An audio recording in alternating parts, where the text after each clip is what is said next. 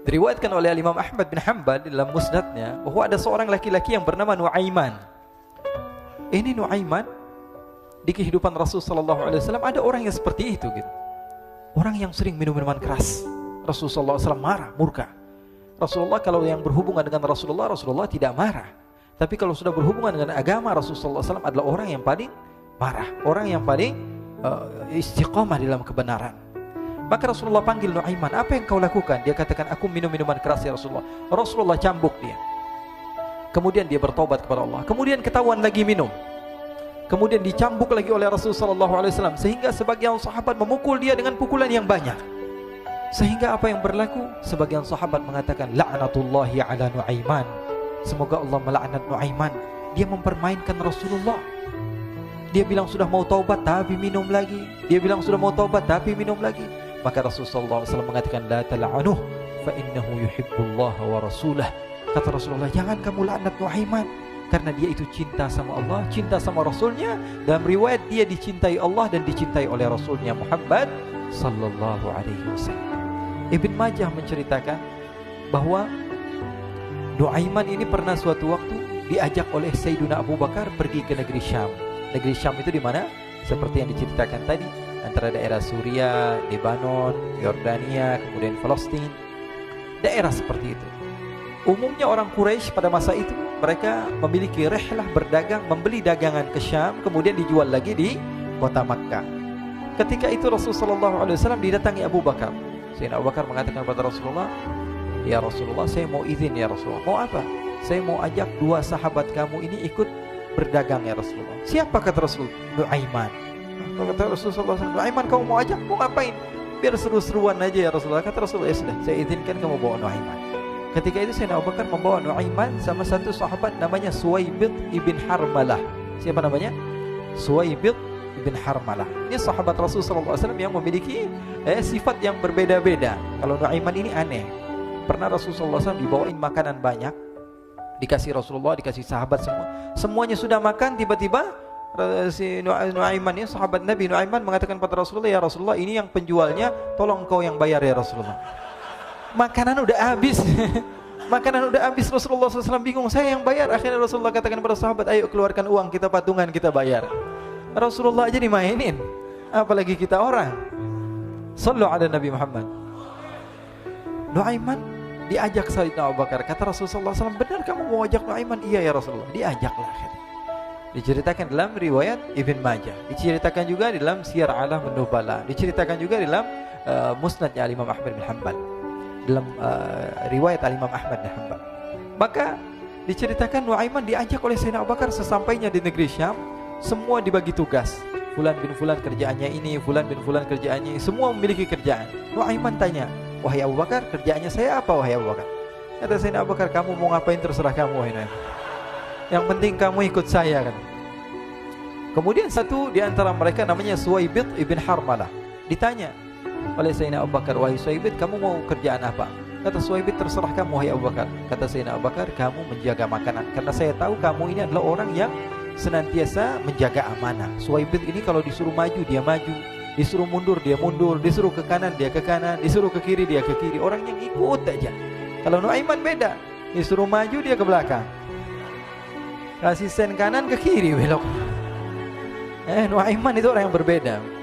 Maka Suwaibid mendapatkan tugas, semua mendapatkan tugas kecuali Nuaiman. Sehingga ikhwani, apa yang berlaku, apa yang terjadi? Sayyidina Abu Bakar pergi sibuk dengan kesibukannya, sehingga datanglah waktu siang. Nuaiman sudah lapar. Nuaiman cari makanan. Dia nggak punya uang, diajak Sayyidina Abu Bakar tapi tidak diberikan uang. Sehingga dia cari-cari makanan. Dia tahu Suwaibid yang jaga makanan, dikatakan, wahai Suwaibid, saya mau makan, berikan kepada saya satu roti saja. Yang terpenting apa? Saya makan sekarang, saya sudah lapar. Kata Suwaibid, ya Allah Nuaiman, kita tunggu Abu Bakar saja sehingga dia datang, karena ini amanat. Amanat dari Abu Bakar, saya tidak boleh berikan kepada siapapun kecuali atas izin Abu Bakar. Kata Nuaiman, kasih saya makanan, kalau tidak saya bikin masalah sama kamu. Merah wajahnya Suwaibid, karena dia tahu, jangankan saya, Rasulullah aja dimainin.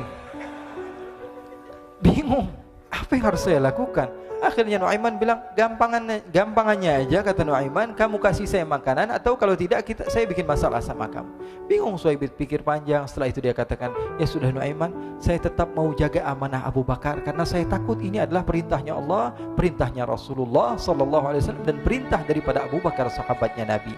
Kata Nuaiman, kalau memang begitu kamu maunya, ya sudah, berarti kamu ngajakin berantem sama saya. Nuaiman pergi ke pasar.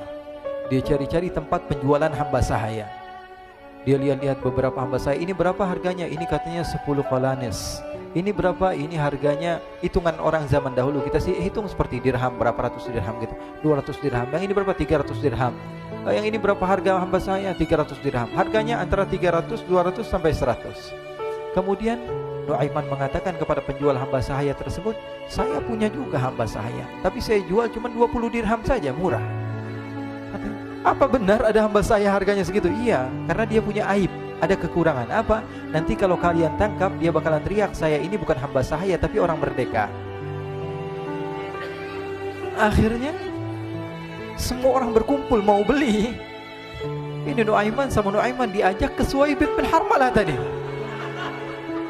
Kata Nuaiman, itu ada orang yang berdiri sedang menjaga makanan, itu hamba sahaya saya, tangkap saja. Oh baik.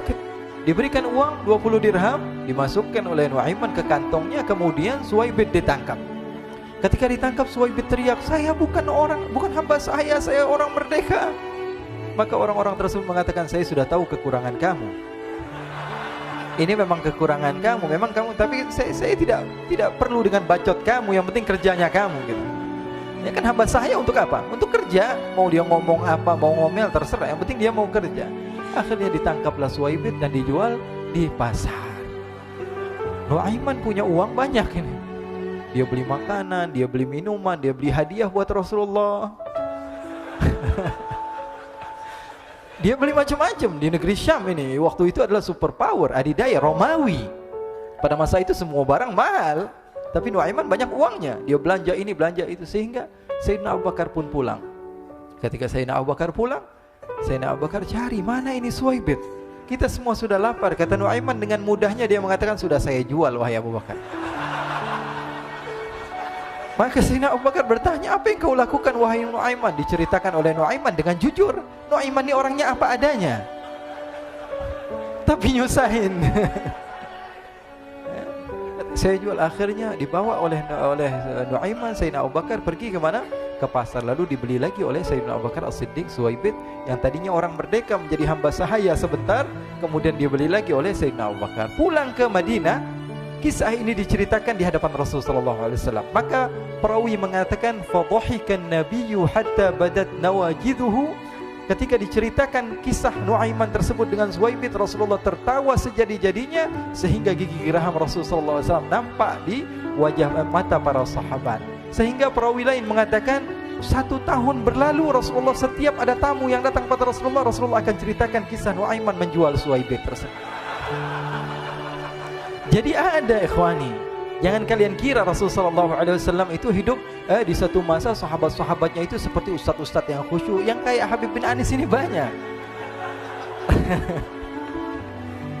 Bahkan ikhwani, pernah suatu waktu Rasulullah SAW didatangi ashraf, delegasi dari beberapa negara yang ingin mengenal apa itu agama Islam. Sehingga mereka datang ke rumah Rasulullah SAW membawa unta, kendaraan yang ketika itu kendaraan yang paling mahal mereka miliki. Itu untanya yang paling mewah. Diikat di depan rumah Rasulullah SAW. Tamunya pun masuk, duduk bersama Rasulullah SAW.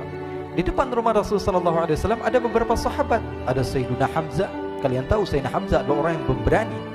Ada Sayyiduna Umar. Kalian tahu Sayyidina Umar adalah orang yang pemberani. Ada Sayyiduna Ali bin Abi Thalib. Ada Sayyiduna Sa'ad bin Abi Waqqas. 4 sahabat ini lagi nongkrong gitu depan rumahnya Rasulullah SAW, berjaga sebelum Allah Subhanahu wa taala turunkan ayat wallahu ya'simuka minan nas. Ketika mereka sedang asyik duduk, tiba-tiba Nuaiman datang. Ini Nuaiman kalau datang pasti bikin sesuatu yang aneh. Bahkan dikatakan tidaklah Rasulullah SAW dalam keadaan bersedih, kecuali Nuaiman datang Rasulullah akan tersenyum. Jadi sebagian sahabat itu senang kalau sudah Nuaiman datang, pasti Rasulullah bahagia. Tapi ketika itu Nuaiman datang, ingin duduk bareng-bareng Sayyidina Hamzah. Sayyidina Hamzah katakan kepada Nuaiman, bercanda begitu. Nuaiman, kamu lihat unta orang datang dari luar Arab ini. Lihat, kata Nuaiman, ini besar banget, ini badannya besar gitu. Dagingnya pasti banyak. Iya nih, kalau kita sate enak nih ntar malam. Kata Nuaiman.